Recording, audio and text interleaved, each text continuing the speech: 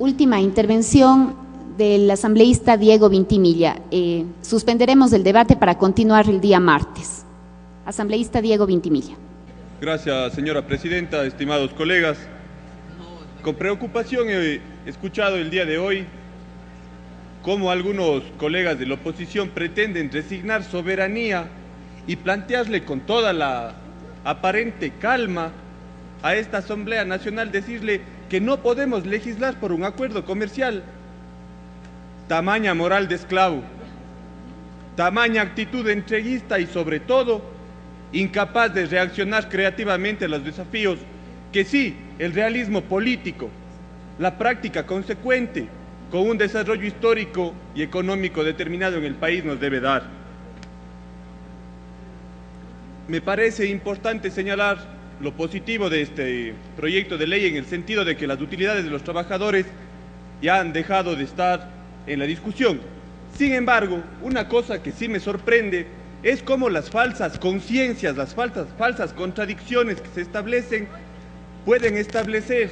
antagonismos inexistentes entre la sociedad y el Estado, cuando aquí lo que estamos enfrentándonos es a la dominación de uno de los poderes económicos más grandes, que es el manejo de las telecomunicaciones.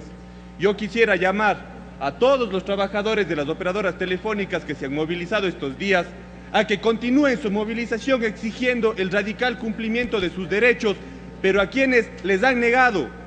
a las empresas transnacionales que usufructúan de su trabajo y de un recurso ecuatoriano en favor de pequeños propietarios de grandes capitales. El Ecuador se ha establecido la construcción, la creación de una sociedad del conocimiento. Y en ese marco, señora presidenta, queridos colegas, me parece que es importante reflexionar también sobre la necesidad generada a partir de la discusión de esta ley, que de por sí es muy técnica, también sobre el enfoque político que vamos a dar a la construcción de una sociedad de información. Me refiero a la creación de una ley de datos que nos permita no solamente precautelar los datos personales de los usuarios, sino precautelar, cuidar, generar el marco legal que asegure que los datos en el Ecuador puedan ser protegidos de un escenario virtual, del escenario de las telecomunicaciones que en este momento comienza a incursionar en una nueva serie de delitos y sobre todo del espionaje, de la ciberguerra, del ciberterrorismo y una serie de conflictos internacionales que se han generado en estos últimos años de modernidad. Se habla de acceso universal a la red y es importante ahí y sugerir a la comisión que para el segundo debate pueda también discutir cuáles son las atribuciones diferenciadas que deben tener en este acceso, en la garantía a este acceso de las empresas públicas, de las empresas privadas y de las empresas comunitarias. No es lo mismo, no podemos pensar que una empresa privada tiene las mismas responsabilidades que una empresa pública en cuanto a la cobertura del derecho. Estamos diciendo que los derechos, en base a los servicios, por un lado son vistos desde lo público como un derecho y por otro lado se nos ha visto meramente como clientes.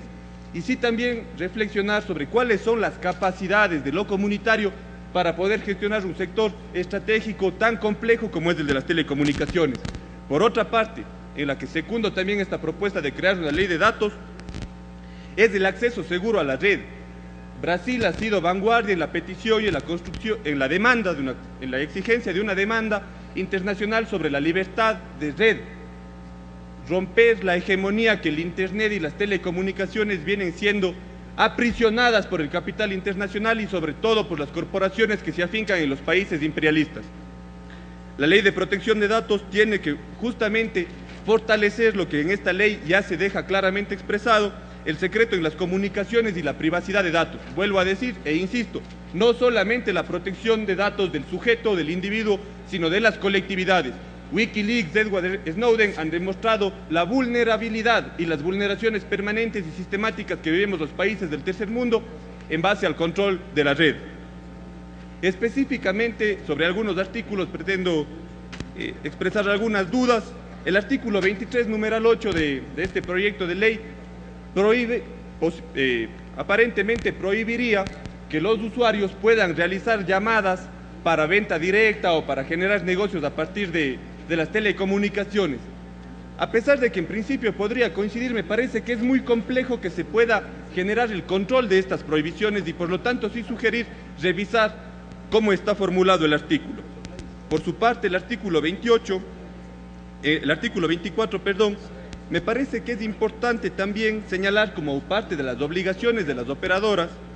la obligación de ofertar servicios con información precisa sobre esos servicios y sobre sus costos. Hemos visto que lo más complicado ha sido cómo engañan a los usuarios al ofertar publicidad engañosa y sobre todo decir que son servicios que a la postre no se cumplen o no terminan siendo tal y como la publicidad señaló. De la misma forma, creo que es una responsabilidad de quienes están usufructuando de un recurso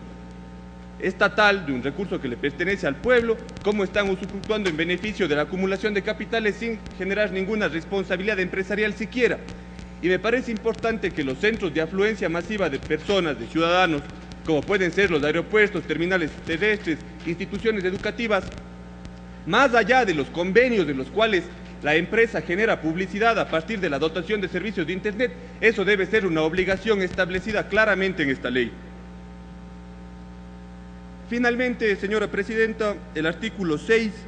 de esta ley sí me preocupa en la misma línea que dijo la asambleísta Liliana Guzmán, y no como una defensa corporativa de una provincia, sino sobre todo por el funcionamiento que ha venido teniendo la empresa de agua potable, telecomunicaciones y alcantarillado en la provincia,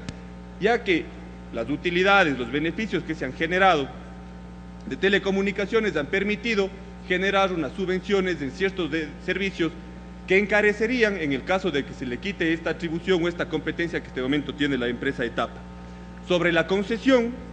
de 15 años, señora presidenta, más allá de coincidir o no en principio, creo que es importante discutir qué tanto o cuánto importa el tema del tiempo. Hemos visto cómo las telecomunicaciones avanzan vertiginosamente a tal punto que en un año se logra superar